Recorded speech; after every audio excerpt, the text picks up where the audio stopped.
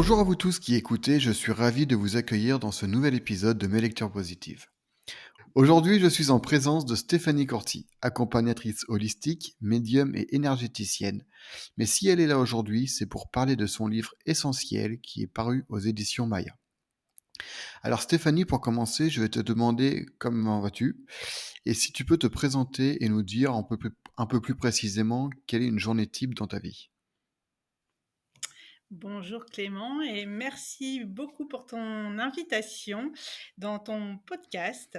Donc je suis Stéphanie Courty, j'ai 46 ans, j'habite en Vendée et voilà, je suis maman de deux enfants, belle maman de deux filles. Et je suis donc accompagnatrice holistique. Donc j'accompagne les personnes qui ont un moment dans leur vie besoin d'aide pour retrouver leur feu intérieur, leur flamme, leur essence. Et j'ai quand même une grande palette d'outils à ma disposition pour les accompagner sur une ou plusieurs séances. Ça dépend vraiment du pourquoi ils viennent. Voilà, ce sont des personnes qui sont dans des passages de vie compliqués, perte de repères, perte d'emploi, des deuils, perte de sens aussi de vie qui sont dans ces passages-là.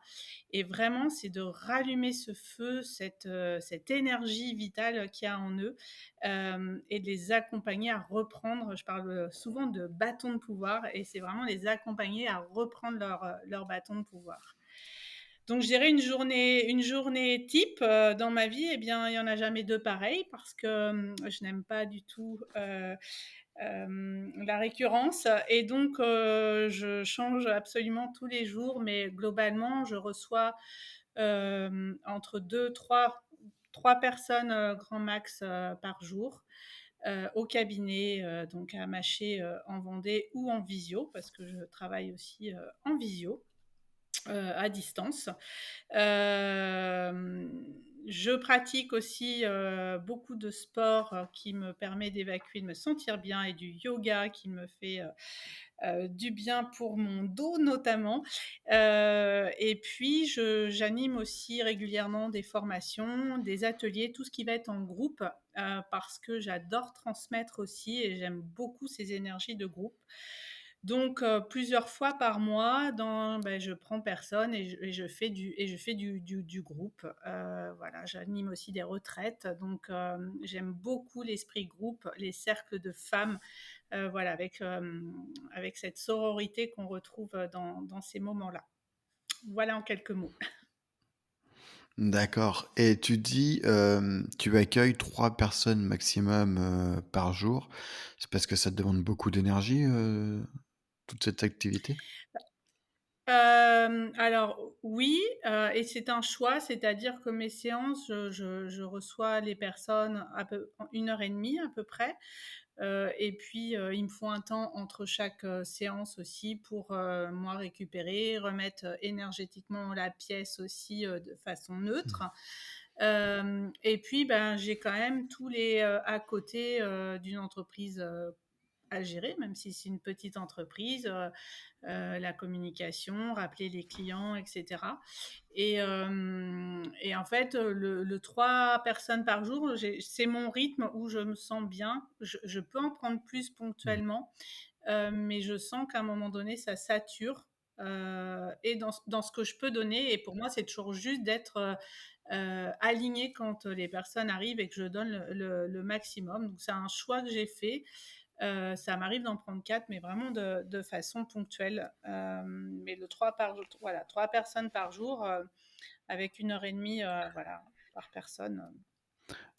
Ouais, tu privilégies la qualité à la quantité, quoi, c'est vraiment top. Ah oui, oui, oui, oui. Bah oui, quand j'ai commencé à me former, on m'a dit, tu prends 1 heure en hypnose, tu prends 1 heure par client, 10 minutes entre chaque client, tu peux passer entre 6 et 7 clients par jour.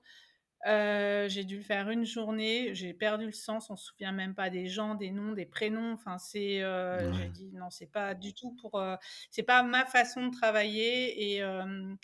et j'aime créer un espace où les gens prennent le temps, où les gens se déposent. Dans une vie, on court à 100 à l'heure et on peut pas se déposer en 3 minutes, quand on arrive, chez quelqu'un. Et les gens, quand ils rentrent dans mon cabinet, bah, me disent: «Bah, déjà, on se sent bien, il y a quelque chose quand voilà, quand on rentre qui fait qu'on se sent déjà bien». Ouais, une petite bulle de protection, ça c'est bien. Ouais, c'est ça et puis, mon cabinet était fait, en feng shui aussi donc ça se ressent, ça se ressent. Au top. Donc on va commencer, on va par, parler de ton livre et moi ce que j'ai remarqué dans ton livre donc Essentiel, c'est, dès les premières lignes du livre, déjà tu donnes le ton de ce qui s'est passé dans un des chapitres de ta vie et le déclenchement de tout ce chemin spirituel et de cette résilience. Est-ce que tu peux en parler afin de poser un peu les bases pour les auditeurs et qu'ils voient par où tu es passé justement, s'il te plaît? Ouais, bien sûr. Hem, donc moi, je viens quand même d'une famille, où la spiritualité était présente. J'ai fait mes premiers voyages, de vie antérieure, je devais avoir 10 ans avec mon père et cetera. Donc j'ai quand même été élevée dans ce milieu-là, mais que j'ai complètement repoussé, refusé, à l'adolescence et je suis partie vers un métier, donc j'étais, responsable qualité, sécurité, environnement dans une entreprise de travaux maritimes et travaux publics. Donc, vraiment quelque chose de très cartésien où on est vraiment dans l'analyse, l'analytique en permanence, donc à l'opposé de ce milieu-là. Et puis, ben, j'ai, fait un burn-out en 2013, donc je me suis arrêtée pendant 1 an. J'ai changé d'entreprise, j'ai repris le même job, mais dans une autre entreprise et puis très vite, j'ai vu que ça n'allait pas, je faisais, mon corps criait à l'aide, je faisais lumbago sur lumbago. Et je sentais qu'il fallait que je change, qu'il y avait je sentais au fond de moi qu'il y avait un besoin urgent de changer, mais je ne savais pas quoi, comment. Je savais faire que ça en fait, responsable QSE. Je postulais partout ailleurs dans d'autres entreprises, ça ne marchait pas et jusqu'au jour où, on a annoncé un cancer, du pancréas à mon mari, en lui disant qu'il lui restait entre quelques semaines et quelques mois à vivre. Donc là, tout s'est arrêté, la vie autour s'est arrêtée et je me suis, mise en mode, guerrière, le temps de la maladie en me disant: «Bah, je tiens mon mari, je tiens les enfants». J'ai continué à travailler, tant bien que mal, pendant ce temps-là parce que c'était aussi mon échappatoire, d'aller travailler, de continuer à mener une vie, semi-normale, on va dire. Et j'étais en mode guerrière comme ça. Et puis, le combat a duré 7 mois. Il est parti quelques jours après mes 40 ans. Donc il y a aussi la symbolique. J'ai fêté mes 40 ans. Il était au fond du lit et il a été hospitalisé quelques jours après. Et donc je me suis retrouvée, veuve, à 40 ans avec mes enfants qui avaient 10 et 12, à l'époque, avec, ben, tout mon monde en fait qui s'effondrait. Et je me suis arrêtée à ce moment-là. Mon médecin m'a mis en arrêt d'office, de toute façon et là je me suis écroulée, mais j'ai eu la chance d'être accompagnée, par des personnes, par une thérapeute qui m'a vraiment suivie et j'y suis allée, vraiment, toutes les 3 semaines, j'y allais. Entre-temps, j'allais voir une psy aussi et mais c'était surtout les rendez-vous chez cette thérapeute où ça a été mon phare dans la nuit, ces rendez-vous-là, où elle me donnait aussi, des séances d'hypnose à faire entre tous les jours, entre les séances. Et ça a été en fait ce phare dans la nuit qui m'a permis à un moment donné de de remonter la pente. Et de découvrir des outils aussi que je ne connaissais pas jusque-là. Et peut-être 5 6 mois après, mon médecin m'a dit bah, il va peut-être falloir repenser à reprendre le travail. Et là, mon corps, m'a dit non. Enfin, j'ai senti au fond de mes tripes en disant: «Si tu y retournes, tu meurs. Tu y as déjà eu un burn-out et tu en pouvais déjà plus. C'était un métier très prenant, hein. J'étais cadre dans les travaux publics, donc c'était, du 10-12 heures par jour, des déplacements à l'échelle de l'Europe, et pas de famille autour. Ma famille, elle habite à 3 heures de route d'ici. La famille, de mon défunt mari, pareil, habite à 2 heures, donc personne autour de moi pour m'aider à gérer le quotidien. Donc là, j'ai dit: «C'est pas possible».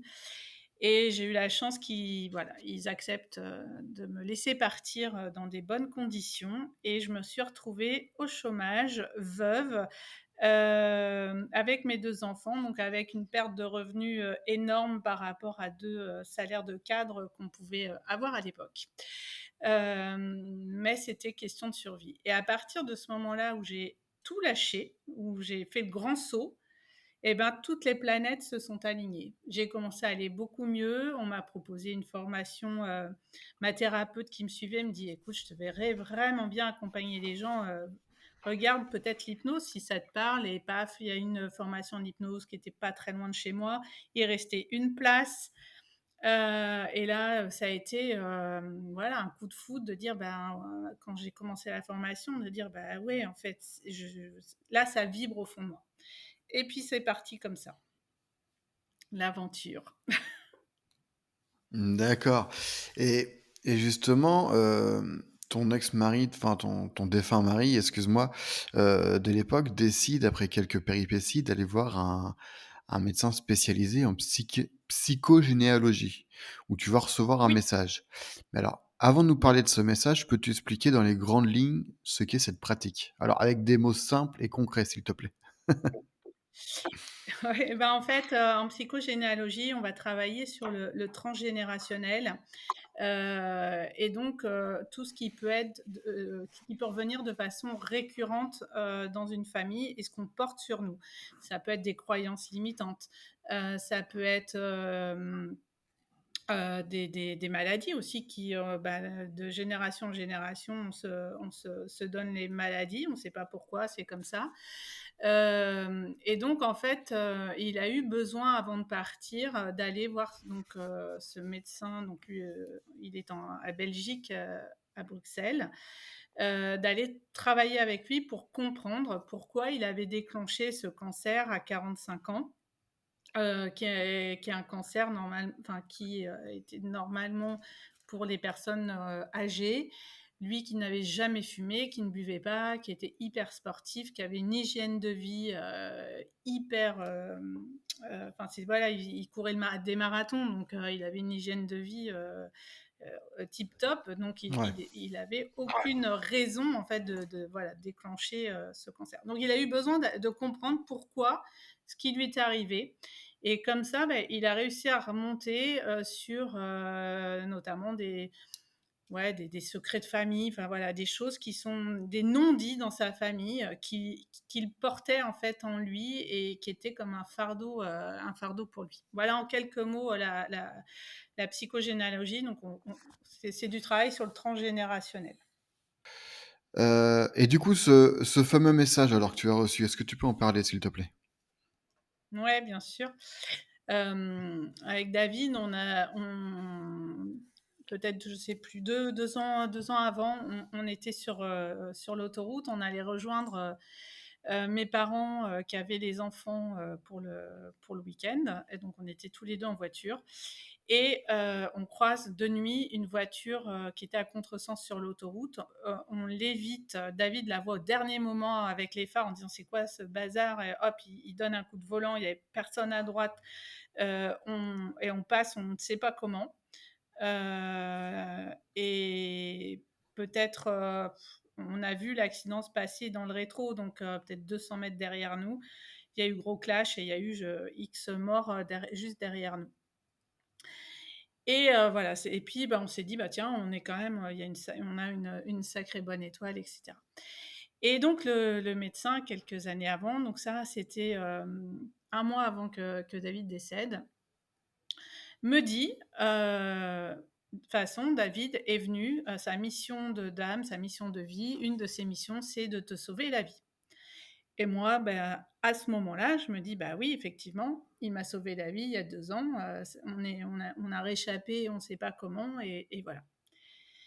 Et puis, ben, au fur et à mesure de toute, mon avancée, après le décès, dans mon ouverture dans les signes que j'ai pu recevoir, et ben, j'ai compris qu'en fait, son départ m'a clairement sauvé la vie, parce que j'étais engluée dans une vie, une situation qui ne m'allait plus, et j'avais pas la force à ce moment-là de faire bouger les lignes. Et son départ a été un électrochoc, qui m'a permis de transmuter en fait toute cette peine et cette tristesse que j'ai pu avoir pour en ressortir plus forte. Et aujourd'hui, il chemine à mes côtés. Enfin, voilà, il vient régulièrement me faire des coucous. Je l'appelle vraiment quand j'ai besoin de lui, et il se passe des choses extraordinaires. Voilà, quand j'ai besoin de lui pour les enfants, des choses comme ça, je l'appelle et il me dénoue d'où il est, de toutes les situations de façon assez extraordinaire. Enfin, je reste Bah, bouche bée à c'est chaque fois. pratique ça. Ça Ouais, reste très c'est pratique ça. quand même. Et excuse-moi. Et du coup, son départ, ça a été un peu comme une prise de conscience parce que sinon tu serais resté dans le même rythme que tu avais, avant jusqu'à ce que tu n'en puisses plus, en fait? Ben, j'en ai je sais pas, enfin, j'ai été engluée dans quelque chose qui n'allait plus, ça c'est est-ce que j'aurais eu, et j'en ai parlé avec ma fille, il y a pas très longtemps en me disant, je sais pas si j'aurais eu le courage, de faire tout ce que tout ce que j'ai fait aujourd'hui s'il n'était pas parti. Je sais pas si, je sais pas. Je pense que je me serais éteinte à petit feu. De toute façon, j'étais déjà l'ombre de moi-même. Il y avait plus rien qui vibrait. Ouais, j'étais l'ombre de moi-même. J'avais plus ce feu intérieur, hein, dont je parlais aujourd'hui. C'est pour ça que j'accompagne les personnes aujourd'hui à retrouver ce feu parce que bah, il y avait plus grand-chose, quoi. Et je sais pas. Yes. Je sais pas. D'accord. Tu nous en as parlé dans ta présentation, ce fameux bâton de pouvoir. Est-ce que tu peux, développer un peu le sujet ici, s'il te plaît? Le bâton de pouvoir, quelques mois, bah, après le décès, en fait, David, donc il est décédé, en janvier, et pour Noël, il m'avait offert un stage avec ma thérapeute, qui, voilà, était un stage, qui s'appelait Sagesse de femme, qui avait lieu au mois de juin. Et donc, je suis allée, alors c'était pas un stage, c'était une retraite, enfin voilà, cette retraite entre femmes. Et on a créé notre bâton de pouvoir. Le bâton de pouvoir, c'est vraiment, dans la coutume amérindienne, voilà, il y a ce bâton de pouvoir, ils vont créer le bâton de pouvoir. Alors, c'est pas un bâton d'ornement, hein, mais vraiment une énergie. Il y a vraiment une méthodologie pour le faire, un travail d'introspection assez important. Et on a fini le week-end et donc j'avais mon bâton dans ma main droite, on se tenait debout et il y a eu cette sensation de ouais, maintenant je suis une femme forte, une femme debout, une femme résiliente, avec mes fragilités, avec ma douceur, avec ma sensibilité, mais je suis forte et debout. Et quand j'accompagne les gens, je ne suis pas magicienne. J'ai pas la baguette magique pour qu'ils aillent mieux. J'ai mes outils, j'ai mes connaissances, j'ai les mots MOTS pour les accompagner. Mais après, c'est à eux de reprendre leur bâton de pouvoir, de faire en sorte de faire ce travail d'aller mieux, de résilience. Et souvent, dans les soins que je fais, je travaille beaucoup avec Isis, qui est une déesse égyptienne et qui est souvent représentée avec un bâton, qui est pour moi le bâton de pouvoir que je vais remettre de façon imagée voilà, dans mes soins, dans la main de la personne, pour qu'elle reprenne ce bâton de pouvoir, cette, euh, cette foi en la vie, de dire je suis capable d'aller mieux, j'ai tout en moi pour aller mieux, et Stéphanie, ou le thérapeute, voilà, va m'aider à, mais c'est moi qui ai ce bâton, qui ai cette force en moi d'y aller. Et nous, les accompagnateurs, c'est pour ça que je prends le titre d'accompagnatrice. J'accompagne les gens, mais j'ai pas la baguette magique. D'accord, vraiment top. Euh, J'aimerais que tu nous parles, s'il te plaît, de l'hypnose au cœur de soi. Alors ça, je connaissais pas du tout. Est-ce que tu peux nous donner les bénéfices possibles sur les patients, s'il te plaît? Oui. Donc l'hypnose au cœur de soi fait partie de l'hypnose thérapeutique, comme il y en a plein d'autres. La plus connue, c'est l'hypnose ericksonienne, qui a une technique particulière. L'hypnose au cœur de soi, c'est une hypnose qui est issue de l'hypnose sagesse, mais où Magali Thibault et Rodolphe Leroy ont rajouté des choses. On va raconter des contes, des histoires, donc pas n'importe quelles histoires, hein, des histoires avec des mots-clés, des messages cachés, des histoires métaphoriques dans lesquelles il y a des mots-clés, des messages cachés qui vont permettre d'aller faire des libérations émotionnelles. Donc on est vraiment sur de la libération émotionnelle sur ce type d'hypnose.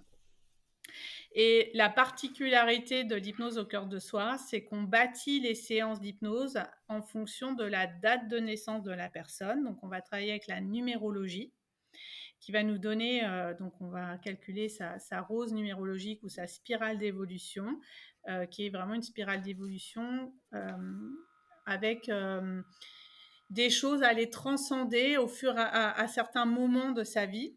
Et en fonction de ça et de la problématique de la personne, on va vraiment aller piocher des histoires en fonction de la personne pour faire vraiment une séance hyper personnalisée. Et la plupart du temps, quand les gens reviennent d'hypnose, me disent ah mais tu l'as écrite pour moi la séance. Non, c'est qu'elle est hyper personnalisée. Et donc les bénéfices, c'est vraiment de la libération émotionnelle. Et derrière la libération émotionnelle, eh ben, on va aller pouvoir travailler tout plein de choses, la confiance en soi, l'estime de soi, les phobies, les peurs.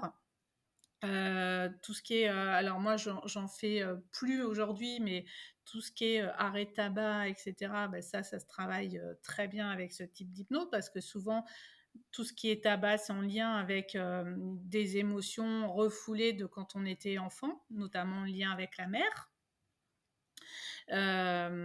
Donc derrière ça, voilà, on va aller travailler plein de cas possibles avec l'hypnose. D'accord. Et justement, j'avais une question liée à ça, c'est les cycles de vie liés à la numérologie. Tu fais en combinaison du coup avec l'hypnose au cœur de soi, c'est ça? Oui, c'est ça. Ok, très bien. Et comment ça marche, ça, ces fameux cycles de vie? Eh ben, en fait, on va calculer 5 plans. Le premier plan, c'est le plan physique qui correspond au jour de naissance, qui est vraiment comment je vais réagir du tac au tac quand il m'arrive quelque chose dans la vie. C'est vraiment ce qu'on a au plus profond de nos tripes. C'est je réagis, ça vient me chercher aux tripes et je vais réagir d'une certaine façon. Ça, c'est plutôt à l'enfance qu'on va aller travailler ce plan-là. Donc moi, quand j'ai des enfants en séance, ben, je m'arrête à leur plan physique parce qu'ils se connaissent pas, ils bataillent déjà avec les peu d'armes qu'ils ont. Donc on va s'arrêter là. Ensuite, le deuxième plan, une fois que j'ai réagi physiquement, je vais avoir une émotion qui aura un impact sur mes relations, qui correspond au mois de naissance. Euh, une fois que ces deux plans-là sont alignés, alors c'est le plan mental qui rentre en jeu. Le plan mental, c'est quelle est ma façon de concrétiser mes idées, comment j'organise ma vie. Donc ça, c'est plutôt à l'âge adulte jusqu'à 40 ans. Le plan émotionnel, juste avant, je ne l'ai pas dit, c'est plutôt à l'adolescence, hein, avec tout ce qu'on connaît, les émotions des adolescents. Le plan mental correspond, alors après c'est plutôt technique, mais c'est jour plus mois de naissance. Et en numérologie, on ramène tout de 1 à 9, sauf 3 maîtres nombres.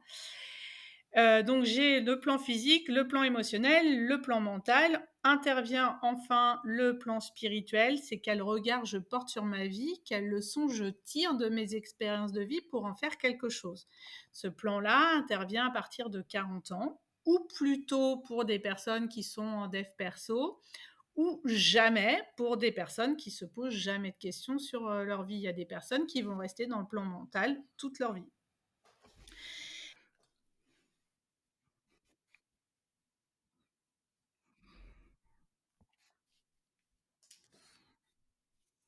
Et donc ensuite arrive le chemin de vie, la mission de vie, ce qui est plus connu en numérologie, qui est vraiment l'autoroute sur laquelle on est, ce qu'on vient travailler tout le long de notre vie, ce qu'on va chercher à atteindre.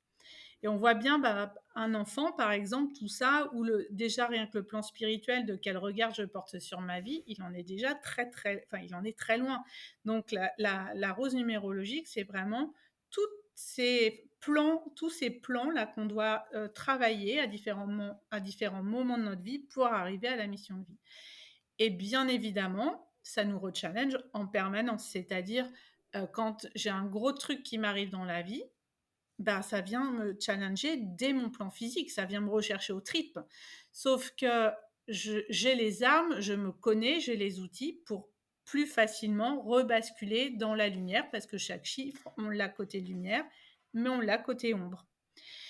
Et ben moi, quand j'ai des personnes qui viennent me voir, c'est qu'elles sont dans l'ombre de leurs chiffres D'accord. et qu'elles ont besoin d'un coup de main, qu'on Super. leur Bon, bah, remette leur écoute, bâton au de moins, pouvoir pour c'est simple rebasculer et dans la concret, lumière c'est ce qu'il faut. de leurs chiffres, de leur Hem, rose numérologique.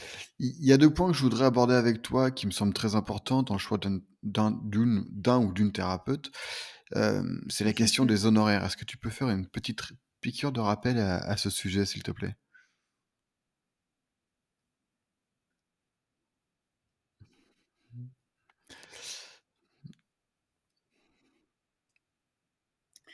Ah ça, c'est, même pour nous de l'autre côté, c'est quels sont nos tarifs et cetera. Mais pour moi, c'est important déjà que le tarif soit clairement affiché par rapport à la durée aussi. Parce que bah, je le mets dans mon livre, mais j'ai eu des clients qui m'ont dit, et j'ai eu un ami aussi qui s'est... Alors là, c'était par téléphone, mais où par exemple, il payait 1 heure, 60 minutes, et après, c'était X euros la minute. Et souvent, ben, on peut avoir des personnes qui sont en détresse, qui ont un besoin d'aide absolue, euh, et qui peuvent parfois aussi mettre les thérapeutes sur un piédestal. Donc c'est le rôle et la posture du thérapeute de dire ok, on remet tout le monde à niveau, et je suis juste un accompagnant, et je suis pas Dieu non plus. Et mes tarifs, c'est ça, et de pas abuser. Parce que moi, j'ai un ami, c'était une voyante, mais qui est du coin, par téléphone.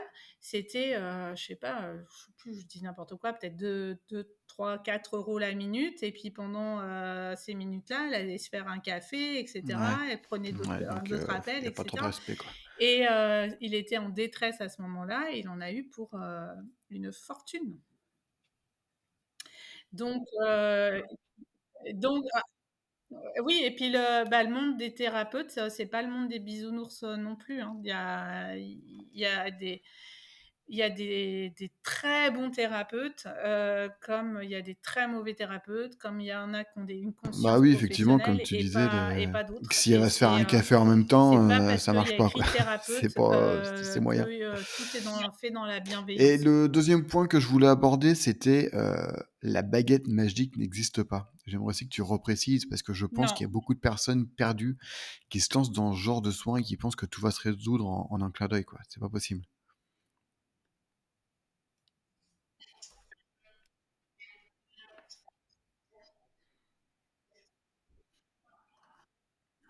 non, c'est sûr que quand on vient avec des gros traumas, c'est pas en une séance que ça va se régler.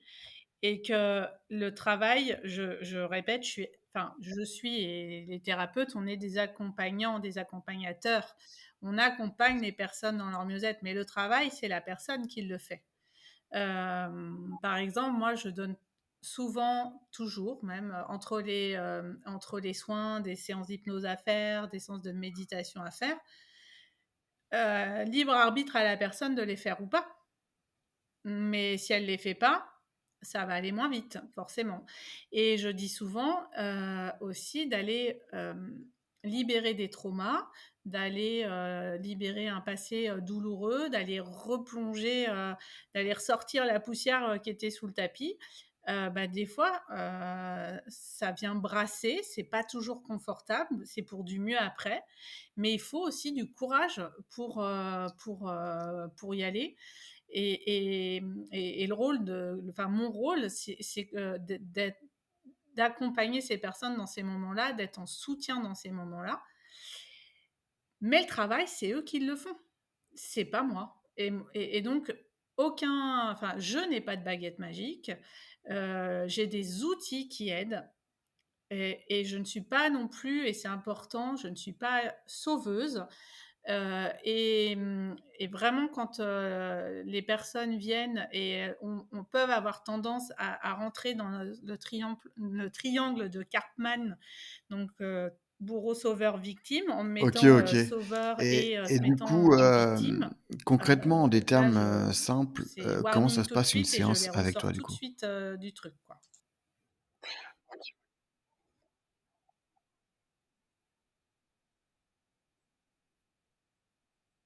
Eh bien, les personnes viennent.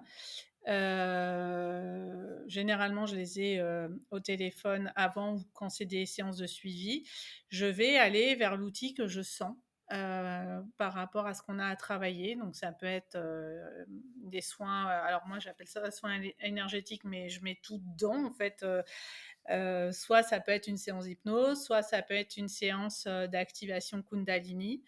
Euh, ça va vraiment être en fonction de mes ressentis, de la problématique, où je vais aller vers tel et tel outil. Lors de la première séance, je présente toujours la rose numérologique à la personne, ce qu'on vient de voir juste avant, parce que ça lui permet de comprendre comment elle fonctionne, de se dire, mais oui, effectivement, je m'énerve quand je suis comme ça, mais ça s'explique, et c'est de se voir faire dans son ombre et sa lumière, et de se dire, ok, là, je suis dans l'ombre, ben, je vais repasser plus vite dans ma lumière parce que je me vois faire déjà. Donc ça, c'est hyper important. Je transmets la rose numérologique. Donc il y a toujours un temps d'échange, ce qu'on disait au début, où les gens prennent le temps, se déposent, ralentissent dans ce rythme effréné qu'on a tous. Après, il y a le travail thérapeutique en tant que tel, donc l'hypnose, le soin énergétique. Je travaille aussi beaucoup en sonothérapie avec les instruments, en olfactothérapie, beaucoup avec les huiles essentielles aussi. Donc voilà, il y a tout ce travail-là. Et puis après, il y a un temps de débrief, où on prend le temps où je m'assure que les gens sont bien revenus sur Terre, surtout voilà, après certains soins qui peuvent brasser. On prend le temps d'échanger. Je peux faire quelques tirages de cartes aussi, voilà, si j'ai le temps, si j'y pense, si j'ai l'envie, etc. Et puis ensuite, j'envoie très, très, très quand même souvent, OK, OK, un bon, bah, mail avec c'est une séance vraiment top. d'hypnose à faire, une méditation Hem, à faire tous les jours, j'ai vu que tu avais des suivi une outils en fait qui formation vont avec, les accompagner entre Julie deux et rendez-vous. Daisy Baudin, que j'embrasse au passage, et je les remercie encore d'être passés, sur ce podcast. D'ailleurs, leur épisode est toujours disponible sur la plupart des plateformes. Est-ce que tu peux nous parler de cette formation, s'il te plaît? Mmh.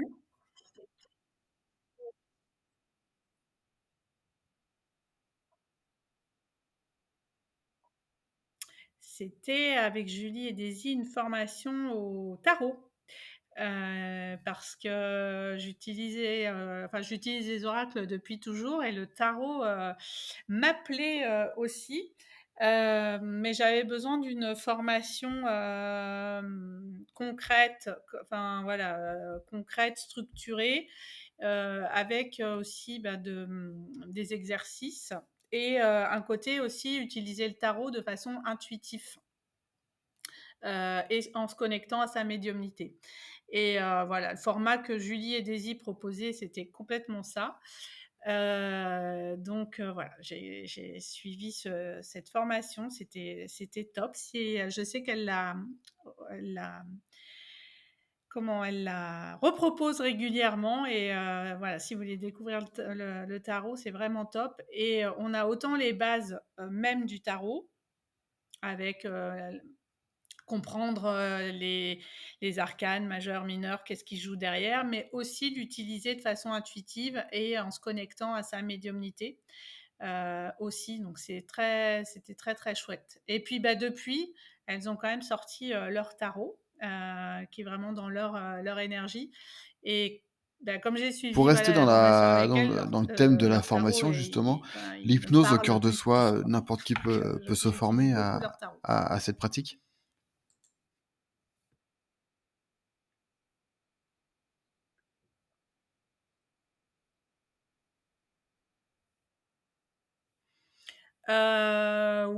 Oui, mais je conseille quand même d'avoir fait un travail préalable, sur soi, avant, parce qu'on a eu le cas enfin, pendant que moi je me formais, de personnes qui n'avaient pas travaillé et elles ont pas fini la formation. Il y avait trop de travail et la formatrice a préféré leur dire d'arrêter ponctuellement, de travailler sur soi et de continuer après. Mais je dirais comme tout travail, enfin, Oui, oui, comme toute c'est assez formation logique, pour, oui, faut être, être clean de son thérapeute côté derrière, un si maximum on ne fait pour pas de pouvoir aider travail les sur autres de toute soi façon, d'abord, sinon ça n'a il y a aucun pas trop sens, en d'intérêt fait. et tu vas justement attirer les gens qui ont le même problème que toi à devoir travailler quoi, si c'est ça.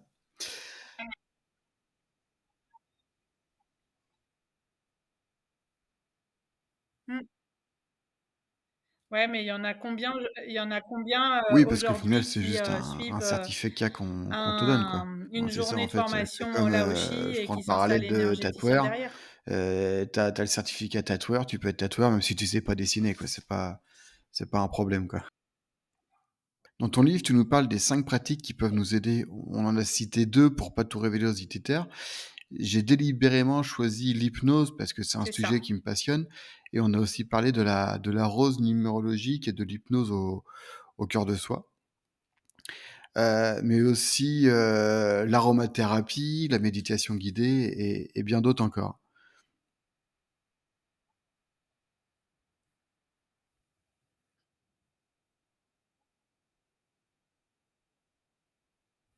Bah, oui, oui, moi, c'est les premiers outils, qui sont arrivés à moi après le décès et qui m'ont fait,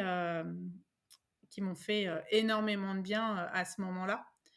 Heu et je dirais, bah, après, au fur et à mesure du livre, en fait, il y a d'autres outils qui arrivent et qui vont crescendo, vers, encore plus de spiritualité et cetera. Mais, ces outils-là, ils me servent encore, au quotidien, enfin, voilà, l'olfactothérapie, je m'en Et sers au ça, du coup, quotidien. Enfin, tu vraiment proposes tous tout les ça, avec mon parfum émotionnel en que j'ai fait en présentiel, mais fonction tu de ma proposes rose aussi numérologique, ça, je m'en sers, en tous les live jours, comme on quoi. fait, nous 2 sur internet, quoi?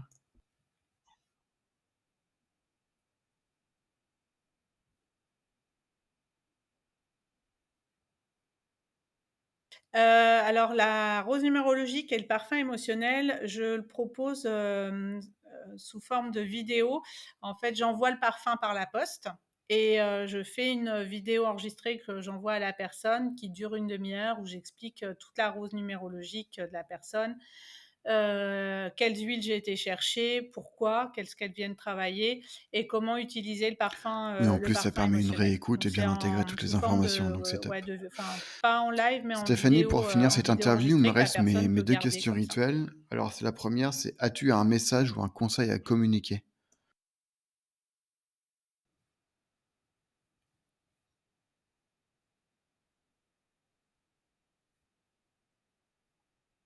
Bah, le message, c'est de dire que, la vie elle est faite de hauts, de bas. On peut, traverser, des périodes bas, de très, très bas. Mais on a toujours le choix de rester ou de s'en sortir, de reprendre son bâton de pouvoir ou de ne pas reprendre son bâton de pouvoir. Hem, mais que c'est possible, de faire ce travail de résilience, de retrouver ce feu intérieur, cette joie de vivre, cette envie de croquer la vie à pleines dents, même si on traverse des drames terribles, des phases de vie hyper compliquées.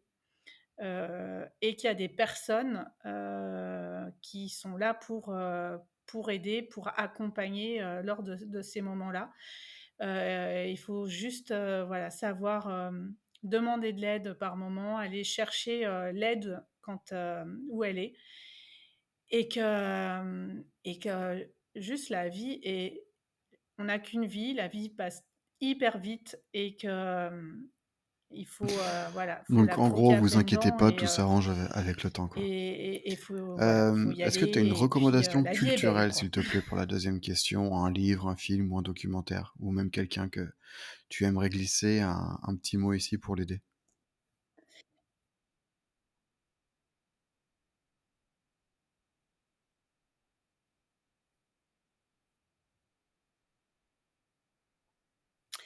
Et ben, je vais glisser Katia Schnitzer, heu, avec qui j'ai coécrit le livre. Elle a sorti un livre il y a quelques années aux éditions Erol, autour des déesses de la Lune. Je pourrais donner le titre, on pourra mettre dans la description peut-être du podcast le titre exact du bouquin. Et ouais, Katia, c'est par ce livre que je trouve magnifique, un livre oracle autour des déesses de la Lune qu'on s'est rencontrés. Et elle propose régulièrement des ateliers en ligne autour de l'écriture, mais de l'écriture thérapeutique pour venir libérer des émotions par l'écriture. Et moi, enfin, clairement, le travail de coécriture qu'on a fait et l'écriture de mon livre, ça a été aussi un travail thérapeutique énorme qui a été parfois très inconfortable et très émotionnellement très dense, mais libérateur. Et Katia, Super. elle a Bon, bah, cette écoute, sensibilité-là de l'écriture c'était un thérapeutique super, qui podcast. est, Je voudrais te laisser qui est un hyper petit moment chouette. pour ton actualité aussi, si tu en as une, s'il te plaît.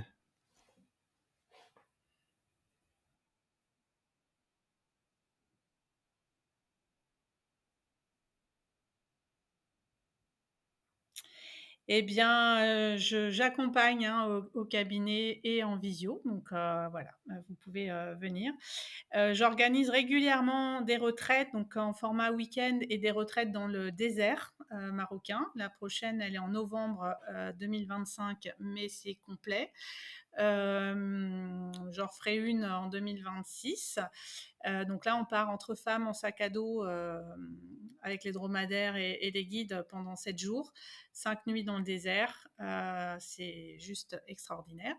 Et puis, voilà, je fais régulièrement aussi des formations en ligne, en visio, autour de l'énergétique, vraiment les bases en énergétique. Où ça, je fais à peu près 2 fois par an. Donc, les prochaines dates, faut que je les cale. Et Voilà. donc Et sur les ben, réseaux, après, bah, c'est c'est sur mes réseaux essentiellement sur sociaux, Instagram? voilà, où je mets à jour régulièrement. Voilà. Super, super. Bon, écoute, je vais te laisser le mot de la fin, si tu le veux bien. Ouais, Insta et Facebook.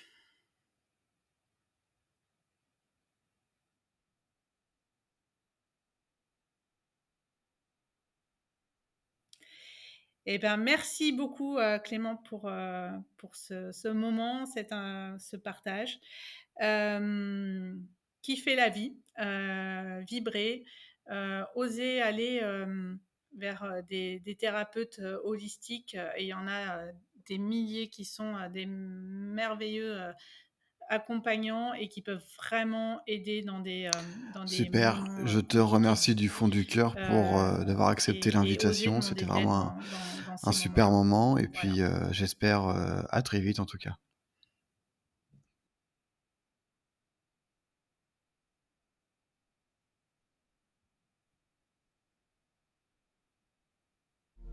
Avec grand plaisir.